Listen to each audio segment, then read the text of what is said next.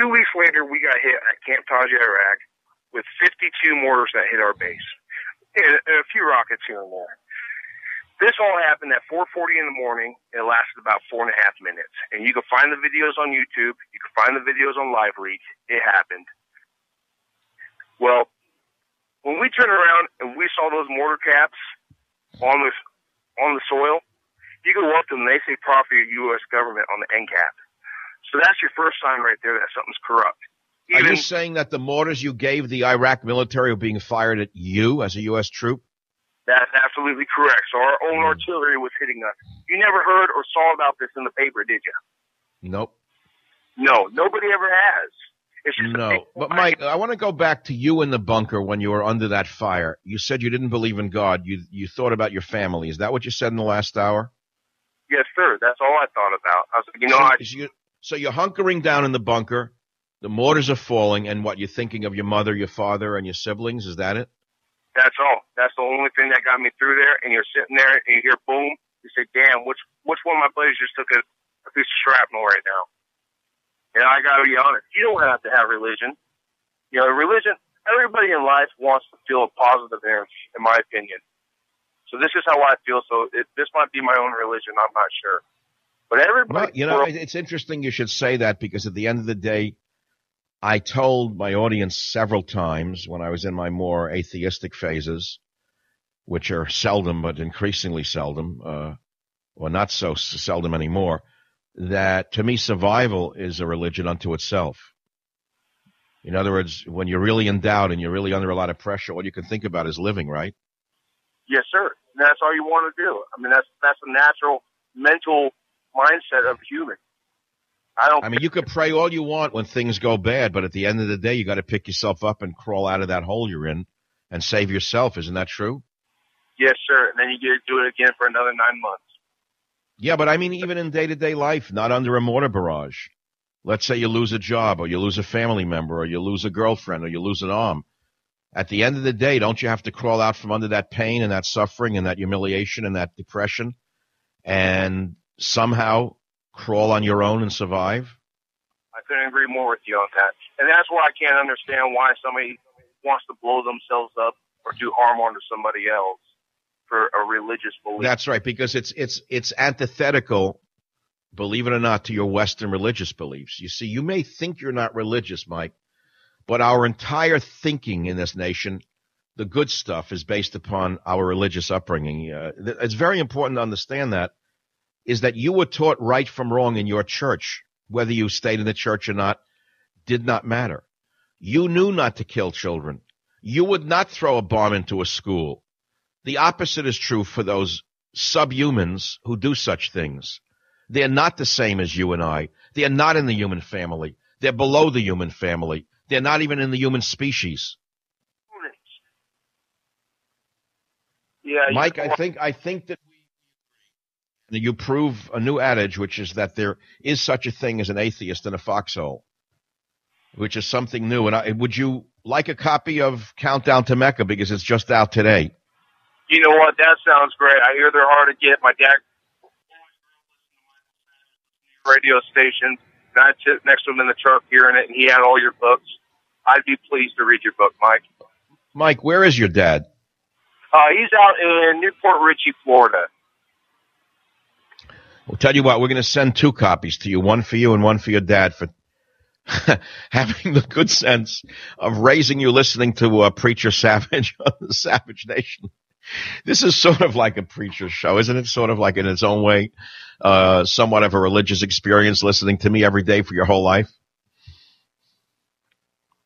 I try my best, Mike. Thanks. I'm glad you have a good sense of humor. I'll be right. Oh, no, we don't take a break right now.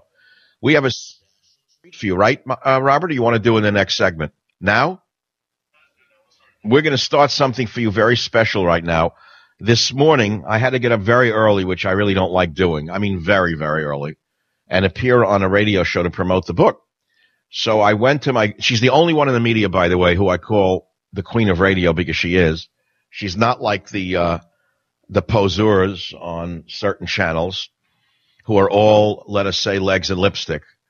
Laura Ingraham, Michael Savage, right now on the Savage Nation. Joining us now, a man who's spoken out on all these issues from trade to immigration, as well as a PhD, a novelist, best-selling, his trilogy, massive New York Times bestseller. The latest installment, the last installment, is just out. My friend, Michael Savage, his new book, Countdown to Mecca, After Abuse of Power and Time for War. We had him on for both of those previous books. And this is a novel, yet there's a lot of elements in this today that really, I think, jump out at us because of what's happening in our country and beyond. And his book is also on our webpage, lauraingraham.com, on Facebook, and I highly recommend it. It's a great read, also terrifying. And he joins us now. Dr. Savage, it has been far too long. How are you, my friend? Well, Laura, thank you for having me on your show, and that has double meaning because you're the only national host that's having me on your show with Countdown to Mecca because it's too controversial. Oh, it may provoke the ire of people who think and read. We can't have that. No, we can't actually have a conversation about something as important as this. What Jay Johnson said a couple of days ago when he testified on Capitol Hill that we can expect. By the way, Laura, who is he? Where did he come from? I don't know much about him. I hear he's a very nice person. He likes kittens and barefoot walks on the beach. So that's just what we need for the Department of Homeland Security, not a returning military veteran who's seen the face of evil. No, we need someone who's friendly and understands the enemy. That's what we need. That's just perfect.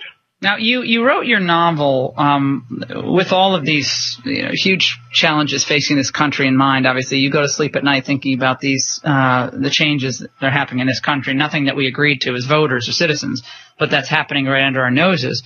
And on this issue of ISIS and radicalism and what we've seen happening in our own country with radicalization, that inspired this book, I believe. Am I right? Absolutely. We see the penetration, the infiltration. We hear it from the top down. We don't understand it, but many of us do. Many of us don't want to accept what's real. So I figured, look, Laura, I do a daily show, and I figured the way to get the real message across is to fictionalize what's going on, because what is going on is stranger than fiction. Jack Hatfield, can you tell us about your protagonist, who's a freelance reporter who uncovers something frightening for some, and he wants to get to the bottom of it. It involves the holy site of Mecca. Right.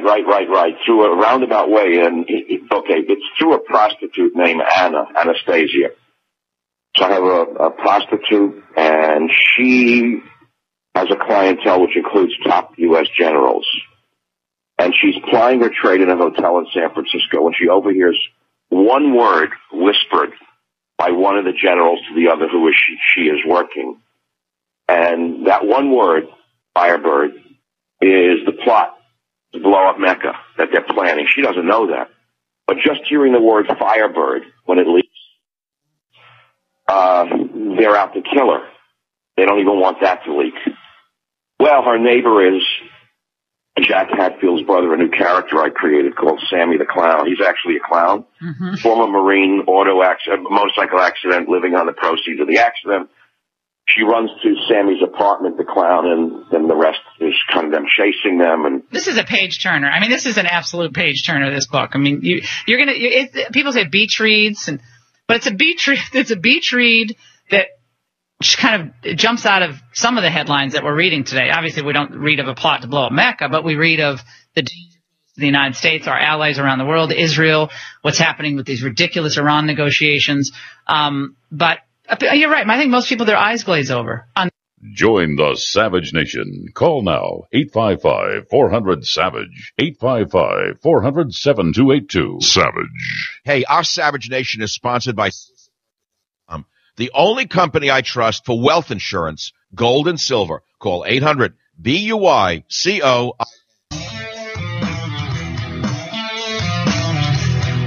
Why does the military want to blow up Mecca in this book? I don't want you to give it all away, though, but can you give us a hint? It's not the military. It's a group of renegade generals. Okay. So they want to make money off military-industrial complex. I mean, what's their? No. These are high-end intellectual generals, third-generation military, VMI, West Point, etc. They're real patriots. Mm-hmm. They feel that this millennial war against the West being waged by Muslims has to come to an end. The pinprick strategy doesn't work. The drone strategy doesn't work. You got to have a body blow. Is that that's what they're? This is the thing, Laura. This is the most important part of the book. I have an entire, whole thing about them arguing over it with members of the Mossad in a secret bunker in Israel. The Israelis are involved with it. Again, a faction of the Israelis, and it's all the pros and cons of doing such a horrible thing. So I actually run through it. And why did I write it? Laura, maybe there are people thinking about this in the military right now, although I kind of doubt it because Obama's purged the military of anyone who could stand up to him. But nevertheless, even if they're thinking about it, I want them to think it through, which I do for them in Countdown to Mecca. Is part of the thinking, again, this is fictional account before people start going crazy on social media listening to Savage and yours truly speak about this. So the argument or the strategy would be take out the holy site, and that if they don't start behaving, the next holy site of Medina goes? No. No. The generals think that since you've got 4 million people at the Hajj, these are the most fanatical of all Muslims from around the world. Okay. That's their thought. I see. They don't realize, though, as one of those against it says, if you kill a member of someone's family, you make the family your enemy for the rest of your life. But isn't that I don't think people think this through. It's actually the argument against drone strikes. And Michael, that's the rub here, is it not? That the way, the way we fight this is not make sure that people that are coming into our country are the right immigrants who assimilate into our society and have our general values and are people with skills, real skills, but it's and then hope for the best. I don't understand how anyone can't see what this man's doing to the country. You want me to get started on immigration? Well, yeah, I wouldn't mind, since we have many Republican presidential candidates, including the most likely nominee of Jeb Bush, who basically agrees with Obama on everything. Sorry, Jeb Bush is just what he sounds like. He's a McConnell. I call McConnell the gobbler. I mean, you get your favorite topic, trade. McConnell is now lobbying for Obama. So what does it mean, Laura? The one-party system, the Democrats, the Republicrats I've talked about since 1994. Join the Savage Nation. 855-400-SAVAGE. Savage. For my brilliant novel, Countdown to Mecca. And so you would expect me to ask you, did you see Countdown to Mecca in the bookstore? Did you go look for it? Where was it? Was it under feminine hygiene? Did they place Countdown to Mecca under the feminine hygiene section, perhaps? Where you buy one and you get one free, let's put it that way. Have you bought Countdown to Mecca in a bookstore? I think it's an important story because since I'm the most boycotted major media figure, if I'm not for myself, who will be? I have few friends in the media. One of them is Laura Ingraham, the queen of talk radio. She had me on today. I'd like you to hear some of that later on. I was also on a local show with Brian Sussman, and that was the local KSFO. Great interview on Countdown to Mecca. But listen what it's about. WND said new Savage novel, plot to blow up Mecca, but it's not what some might think. What's this? They ask. Michael Savage's newly released novel is about blowing up Mecca. They say yes, Countdown to Mecca, the final episode of a trilogy that began with abuse of power and a time for war, is about a plot to destroy Islam's holy city. But it's not what many, particularly Savage's liberal critics, are inclined to think. You see, Savage's hero, Jack Hatfield, is the one man who might be able to stop the attack on Mecca. So I want to appeal to the Muslims in the audience who are not fanatical to understand what I'm trying to do here. In the novel, Hatfield is a freelance TV producer who lost his top-rated opinion show because of a liberal media smear campaign by a group that resembles Media Matters. Savage told WND in an interview, I don't call for blowing up Mecca. This is the thing. This is what the liberals are going to do. The same libs who got me banned from England are going to say my novel Countdown to Mecca is too controversial and should be burned. Savage explained the book is about a renegade group of generals who plot to destroy Mecca, but it also deals in plain terms with the people responsible for the conflict in the first place. It shows what could happen given the military